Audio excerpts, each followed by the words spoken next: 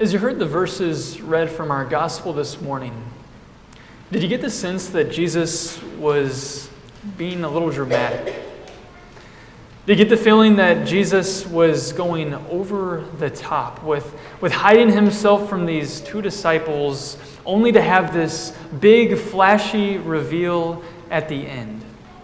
I mean, after all, Jesus could have simply appeared to these disciples, showed that he had truly risen from the grave, proved and made his point.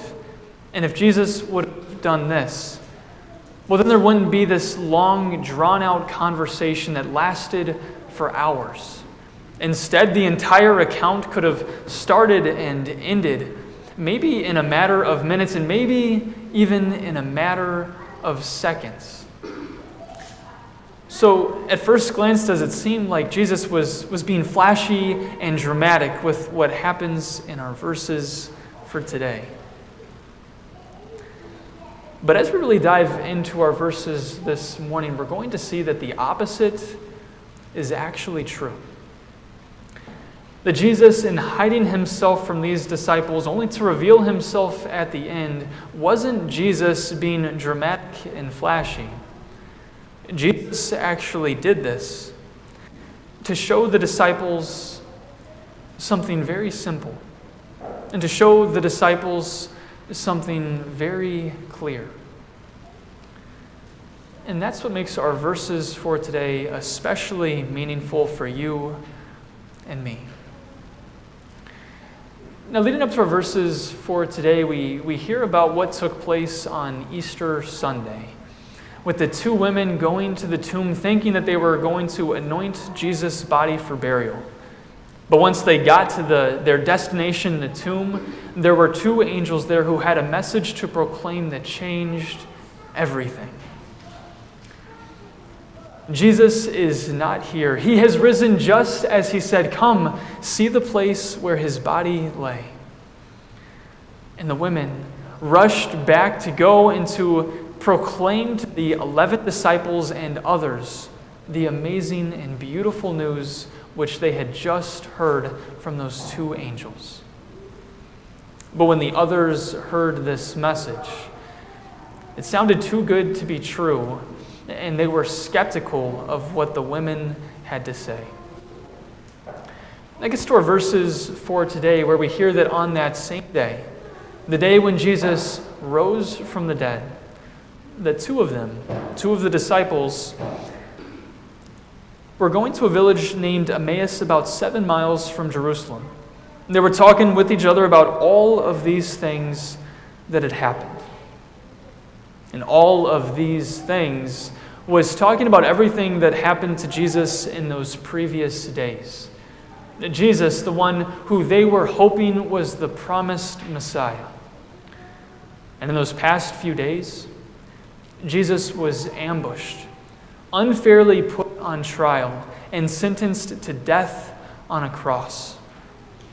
And on top of these things, that morning these two disciples now heard the message from the women that Jesus had apparently risen from the grave. The tomb was empty, and they even were stating that Jesus was alive. So these two disciples really had a lot of things to discuss on their journey to Emmaus. And while they were talking and discussing all of these things, Jesus himself approached and began to walk along with them. Jesus himself, the one who was the focus of everything that they were talking about, and the one who had risen from the grave that morning, was now right there in front of them. But the disciples didn't recognize that it was Jesus for a very specific reason. Their eyes were kept from recognizing him.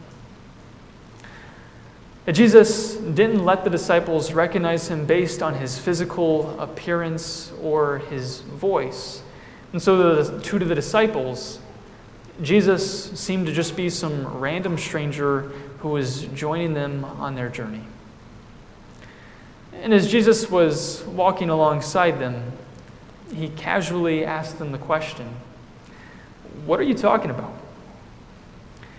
And this question stopped the disciples in their tracks, and they were filled with sadness.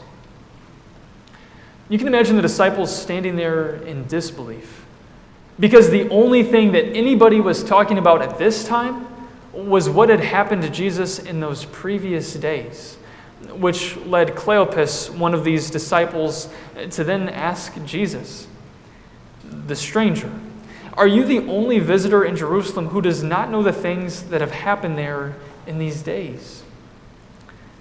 That in these disciples' minds, the only reason anybody would know what had happened in Jerusalem those past days is if they lived in a rock that was far away from Jerusalem. And they were right. Everybody knew what had happened to Jesus in those past few days, because Jesus is the one who had caused quite the commotion and the stir for the past 3 years, with all of the miracles he performed in the region, and with all of his claims that he was the Messiah. But now, in those past few days, the religious leaders who hated and despised Jesus finally were able to capture him, give him an unfair trial, and sentence him to death on a cross. And Jesus, who experienced all of these things firsthand, continues playing ignorant with the disciples, and he responds to them. What things? And these two disciples, who couldn't believe that this stranger didn't know what had happened those previous days, then recount everything that had taken place. Jesus was a man who was a prophet, mighty in deed and word before God and all the people. And the chief priest and our rulers handed him over to be condemned to death, and they crucified him. But we were hoping that he was going to redeem Israel. And not only that, but besides all this, it is now the third day since these things happened. The disciples confess that from their perspective, they thought that Jesus was going to accomplish the work of the Messiah because they thought that he was the Messiah. But the problem with their hope is that they had the wrong idea of what they thought the Messiah was going to do, because their hope had been influenced by the culture and society at that time. They were thinking that the Messiah was going to come and redeem Israel, the nation itself, to restore it to its former glory from when King David reigned, making it a prosperous and great nation, and thus grant them a better life. But notice how they speak of this past, or speak of this hope as something that is in the past. Because now that Jesus was crucified and died, their hope had died right alongside with him. And now that 3 days had passed, any remaining hope that they had that God was going to intervene in some way was completely gone as well. And these disciples also report to this stranger the news that they had heard this morning from the two women. And some women of our group amazed us. They were at the tomb early in the morning when they did not find his body. They came back saying that they had even seen a vision of angels who said that he was alive. But some of those who were with us went to the tomb. They found it just as the women had said, but did not see him. So you would think that this report and this news would have restored the disciples' hopes in Jesus. But they were blind to what was really going on. And it seems like these disciples were thinking that if Jesus had truly risen from the dead and was alive, well, then he would have appeared to the disciples who went to go and see that the tomb was empty. And since Jesus didn't do that, well, even though the tomb was empty, this didn't lead the disciples to believe that Jesus had truly risen from the dead. So surely now was the time for Jesus to reveal himself to these two disciples. Now seemed like the perfect time for the big, dramatic and flashy reveal to show the disciples that Jesus had truly risen from the dead, because he was right there in front of them in the flesh. But Jesus doesn't reveal himself in this dramatic and flashy way. Instead, Jesus now reveals himself in a very simple and in a very clear way. Jesus now reveals himself in Scripture. Jesus said to them, "How foolish you are and slow of heart to believe all that the prophets have spoken. Did not the Christ have to suffer these things and to enter his glory?" Then beginning with Moses and all of the prophets, he explained to them what was said in all the Scriptures concerning himself. The disciples had reported to Jesus all of the events that had taken place in those past few days. And now, Jesus is reporting what the Scriptures had prophesied about him. And the amazing thing that as Jesus did this, everything would have matched up perfectly with what the disciples said and with what God had prophesied in his word. And while we don't get a list of passages that Jesus pointed the disciples to, I'm guessing that he maybe started off pointing to Genesis 3:15, God's first promise to send the Savior. God promising that the Savior would come from the offspring of the woman, and that he would crush Satan's head and his work of leading Adam and Eve to fall into sin, and that Satan would simply strike his heel. I'm guessing Jesus maybe directed them to a beautiful chapter like Isaiah 53, a beautiful chapter in God's Word that speaks about the events that Jesus would endure on Holy Week, speaking about him being a lamb led to the slaughter, not complaining or giving offense to what he was going through, but instead that as the lamb led to the slaughter, he took on the iniquities and sins of all so that he could justify the many in being the perfect sacrifice. And we can only guess what other passages Jesus would have pointed these disciples to. But the amazing thing would have been the fact that everything Jesus would have showed the disciples that God had prophesied in his word was exactly what had happened in those previous days. And do you see why this is so significant to you and to me? Because like the disciples, we too can sometimes have misplaced hopes in what we think Jesus should do. It can be so easy to have our hopes influenced by the culture and society that we live in. It's tempting us to hope for a Savior who's going to give us a better life. A Savior who's going to take away the trials and sufferings that we face in this world, and to hope for a Savior who's going to make us more prosperous in some way. And if we have misplaced hopes on what we think Jesus should do for us, then our hopes in Jesus will continue to get crushed and to fall short. And Jesus then becomes a Savior. It's no longer worth hoping at. But what Jesus does is so comforting for you and me, because he directs the disciples and us to go back to the Word. The Word which tells us and reveals everything that we need to know about Christ.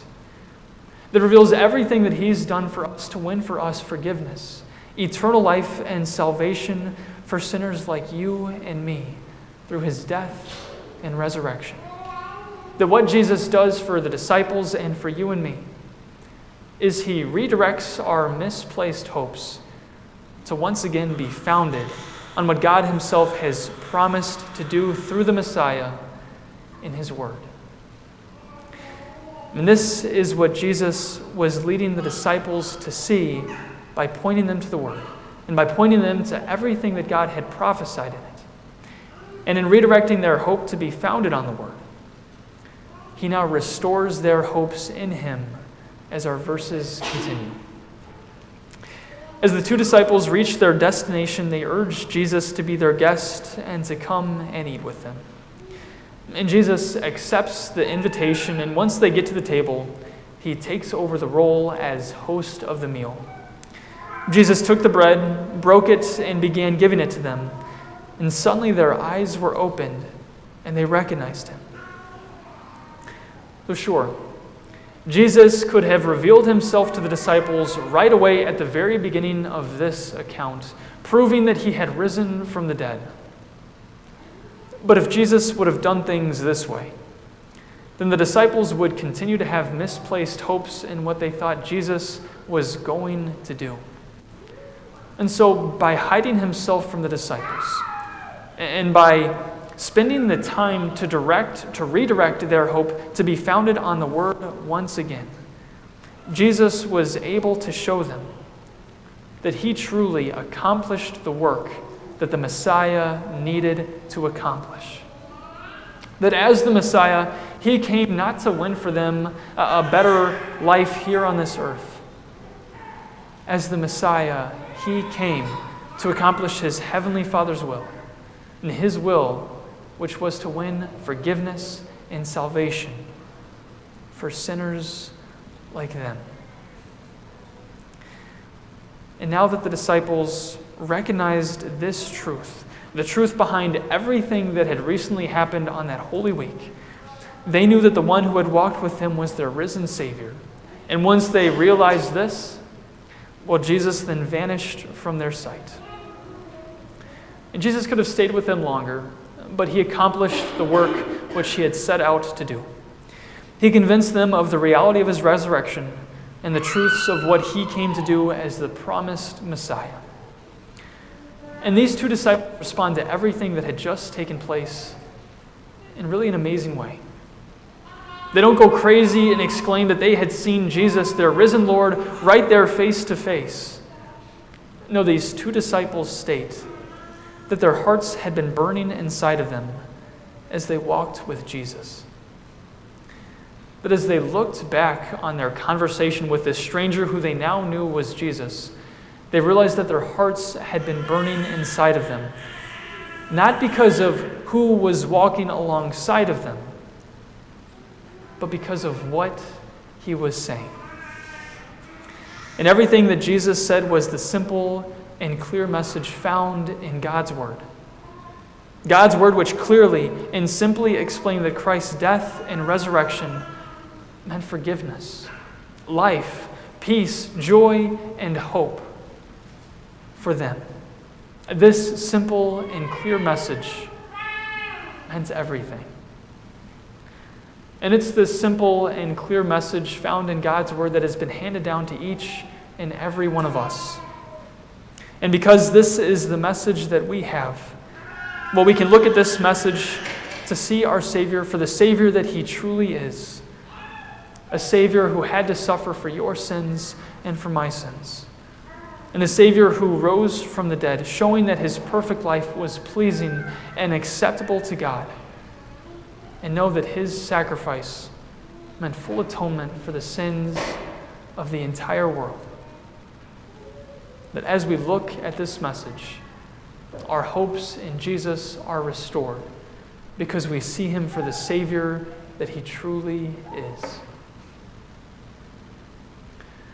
So is Jesus just being flashy and dramatic in our verses for today and hiding himself from these disciples only to have this big reveal at the end? Well, no. In fact, Jesus was doing quite the opposite. That he directed his disciples, and he also directs us to the simple and clear message of the Word. A message that assures us that because Jesus lives, we know that our hope for forgiveness, eternal life, and a home in heaven are certain and sure things. That this simple and clear message mean everything to you and to me. Amen.